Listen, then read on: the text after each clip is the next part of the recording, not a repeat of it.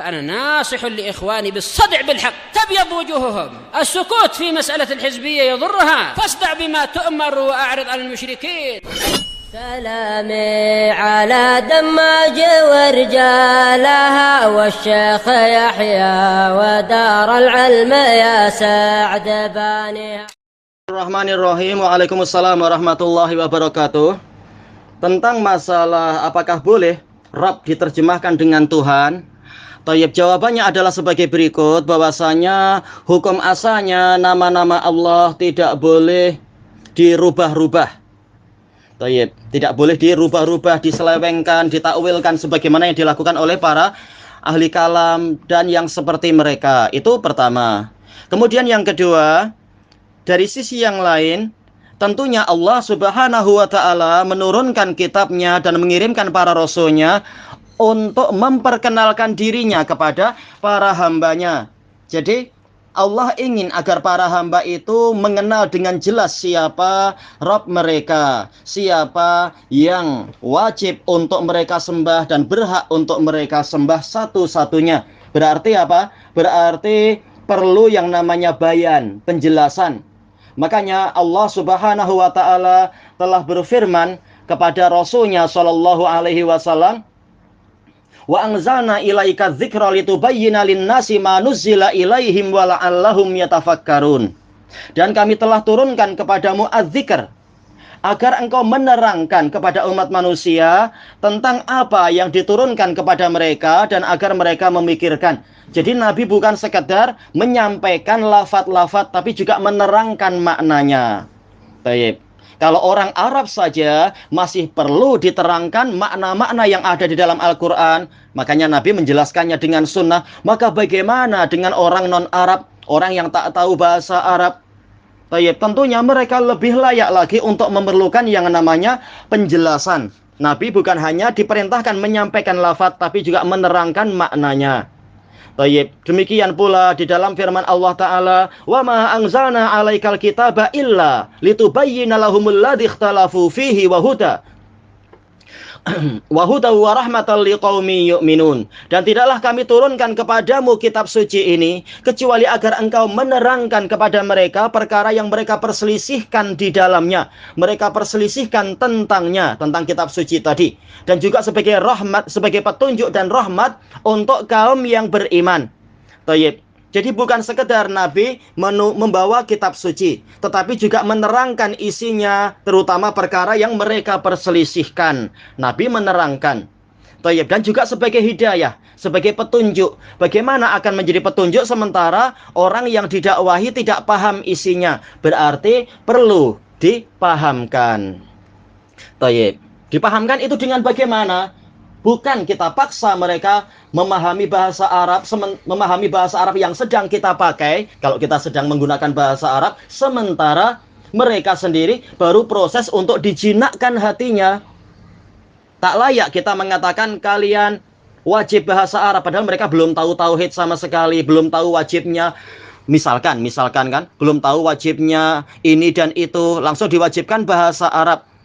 Agar kalian memahami ucapan saya, kalian wajib untuk mendengarkan, untuk belajar bahasa Arab. Bukan demikian. Tapi apa? Sejak awal dinasehati sesuai dengan bahasa yang mereka pahami. Sambil sedikit demi sedikit ditanamkan kepada mereka kecintaan kepada bahasa Arab. Bahwasanya bahasa Arab itu adalah inti untuk memahami Quran was sunnah. Karena Quran was sunnah turun dengan menggunakan bahasa Arab. Tentunya dengan syarat-syaratnya, yaitu dengan pemahaman para salaf. Intinya adalah yang namanya tabyin dan tibyan, itu penjelasan dan penerangan itu adalah dengan bahasa yang dipahami oleh orang yang tengah didakwahi. Tayyib. Makanya di dalam ayat yang lain Allah Subhanahu wa ta'ala menerangkan, Allah Ta'ala berfirman, liyubayyina lahumul ladzi yakhtalifuna fih. Agar Allah menerangkan kepada mereka perkara yang mereka perselisihkan di dalamnya. Allah menerangkan melalui kitabnya. Dan Rasul menerangkan isi kitab melalui lisan beliau. Bahkan agar demi memudahkan umat orang-orang Arab sendiri, Rasulullah sampai minta agar Quran diturunkan dengan 7 dialek. Ini untuk memudahkan. Tapi bagaimana dengan orang yang non-Arab? Lebih susah lagi, maka lebih layak untuk didatangkan kepada mereka pemudahan. Karena kaidah yang disebutkan oleh para usuliyun, diantaranya adalah Ibnu Nujaim Al-Hanafi, di dalam kitab beliau Al-Asbah wan Nadhair, yaitu apa? Al-masyaqqah tajlibut taisir. Kesulitan itu mendatangkan pemudahan. Tatkala orang-orang non-Arab, mereka masih sulit untuk memahami isi Quran, memahami isi hadis, maka kita sebagai pendakwah bagaimana? Apakah kita memaksakan tetap menggunakan bahasa Arab walaupun mereka tak paham? Tentunya tidak demikian. Kita mengajak bicara tetangga kita, menjelaskan haramnya ini dan itu dengan bahasa apa? Bukan dengan bahasa Arab, tapi dengan bahasa yang mereka pahami. Karena tujuan kita bukan sekedar menyampaikan, tetapi juga untuk menjelaskan. Allah Ta'ala telah berfirman, wa id akhadallahu mitsaqal ladzina utul kitaba la tubayyinunnahu lin-nasi wa la taktumunah. Dan ingatlah tatkala Allah mengambil perjanjian dari orang-orang yang telah diberi kitab suci. Isinya hendaknya kalian benar-benar menerangkan kepada umat manusia tentang isi kitab itu dan kalian tidak menyembunyikannya. Jadi perintahnya bukan sekedar kalian menyampaikan, tetapi kalian menerangkan. Tayyib. Namanya menerangkan ya berarti dengan bahasa yang mereka pahami. Tayyib. Makanya sampai Rasul itu bukan hanya dari orang Arab. Para Rasul sesuai dengan bahasa kaumnya. Afwan. Sebagaimana yang difirmankan oleh Allah Subhanahu wa taala, "Wa ma arsalna mir rasulin illa bilisani qaumihi liyubayyana lahum." Dan tidaklah kami mengutuskan seorang rasul pun kecuali dengan bahasa kaumnya, agar rasul itu memberikan penjelasan kepada mereka. Tayyib. Kalau orang Arab, rasulnya orang rasul Arab. Kalau orang bahasa Ibrani, rasulnya orang dengan bahasa Ibrani. Kalau orangnya adalah orang-orang dengan bahasa Suryaniyah, maka rasulnya pun dengan bahasa Suryaniyah di masa itu. Tujuannya apa? Bukan sekedar menyampaikan hujjah, tapi memahamkan hujjah. Tayyib. Tayyib. Kemudian Allah Subhanahu wa taala menjadikan nabi terakhir adalah Nabi Muhammad SAW dan menutup risalah dan nubuah dengan beliau. Tapi Allah Ta'ala, Rasulnya SAW memberikan kabar gembira, wal ulama warasatul anbiya. Para ulama adalah pewaris para nabi. Nah, para ulama mereka berdakwah kepada kaum mereka dengan bahasa orang-orang yang mereka dakwahi.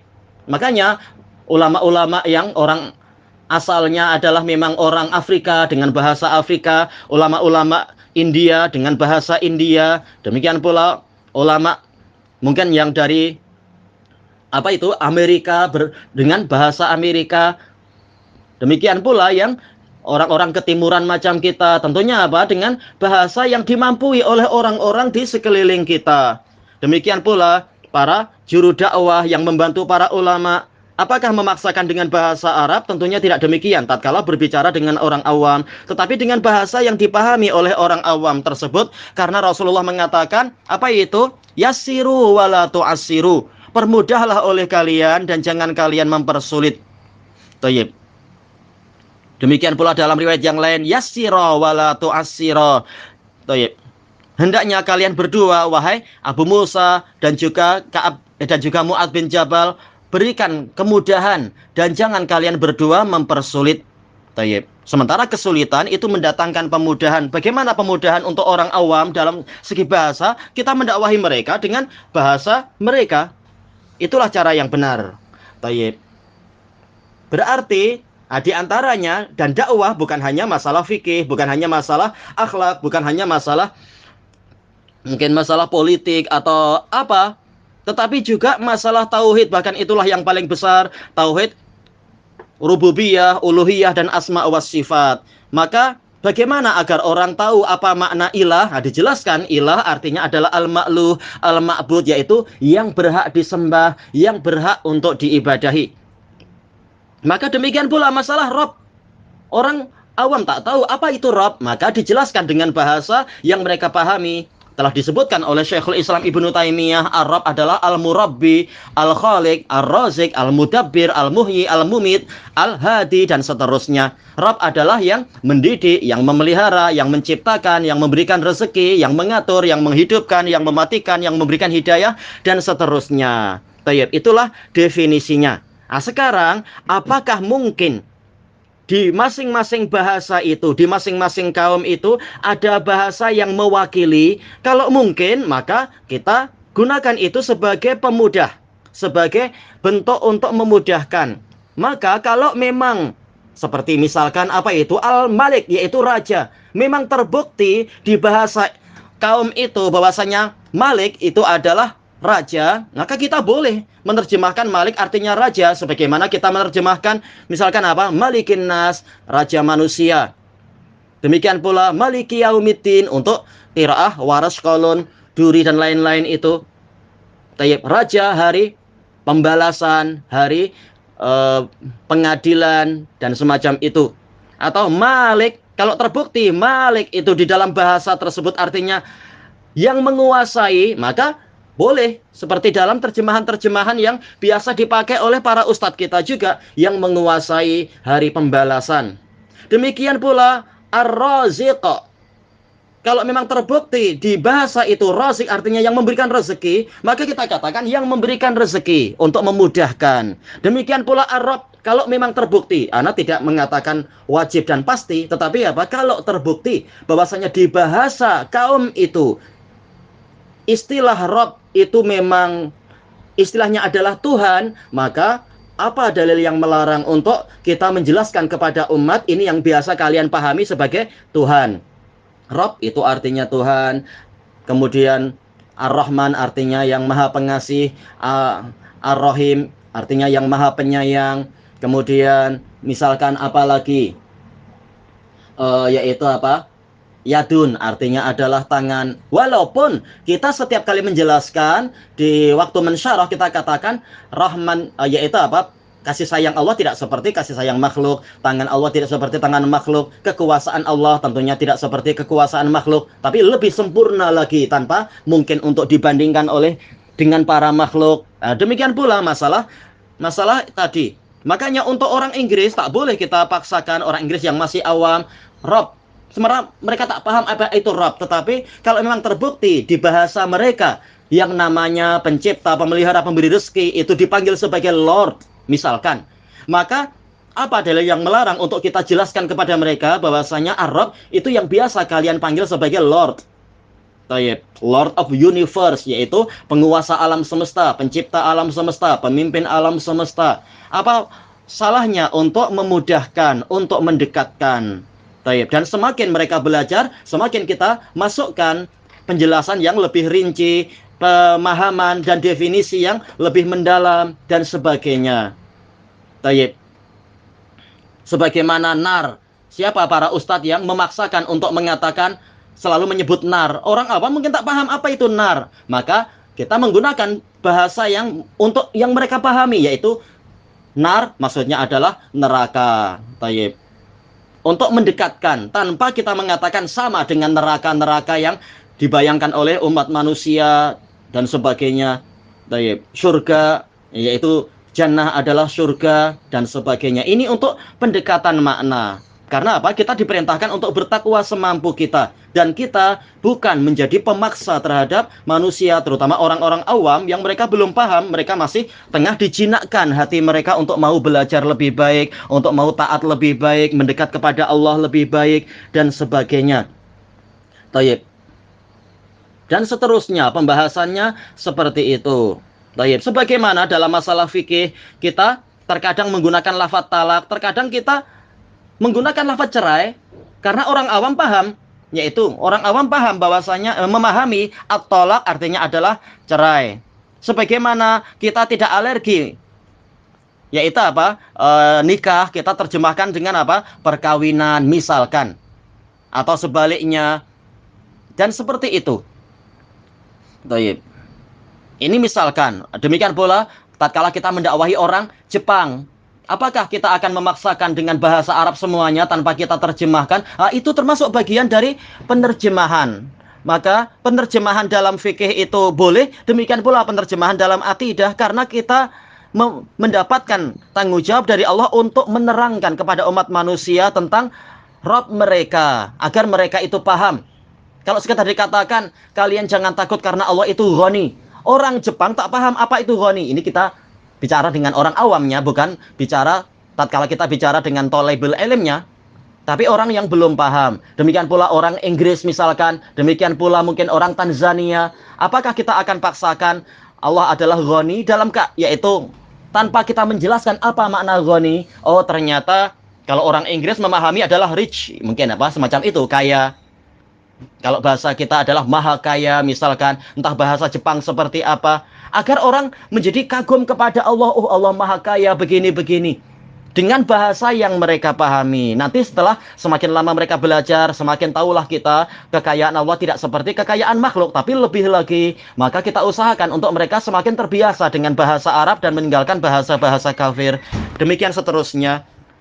Itu kalau memang lafaz tadi memang terbukti di kaum itu maknanya seperti makna yang ma'ruf di dalam bahasa Arabnya. Makanya anak tidak memastikan mengatakan Rabb itu adalah Tuhan. Tetapi apakah terbukti di dalam bahasa resmi kaum itu bahwasanya Tuhan itu memang yang mencipta, yang memelihara, yang beri rezeki, yang memimpin, yang mengatur alam semesta? Kalau terbukti, maka dalil apa yang menyebabkan kita melarang itu? Kalau dikatakan, oh ini kan bahasa orang Hindu, tayyib, ini sekedar pendekatan.